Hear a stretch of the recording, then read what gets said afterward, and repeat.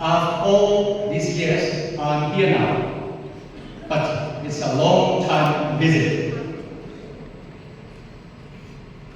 I'm honored to come to Kolkata, the amazing city of culture and art, to serve as the new Consul General of the People's Republic of China. Here I would like to take this opportunity on behalf of the Chinese Consulate to express our sincere gratitude to friends from all walks of life who have long been caring about and supporting the work of the Consulate General, as well as the development of the China-India relations. And to those who have been actively promoting exchanges and cooperation between China and India. As neighbors, both China and India boast time-honored civilizations.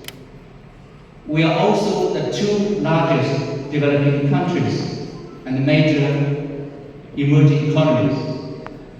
And we both are at a critical stage in national development and revitalization. A sound and steady China-India relationship is in the interest of both countries and conducive to the peace and development in this region and the world.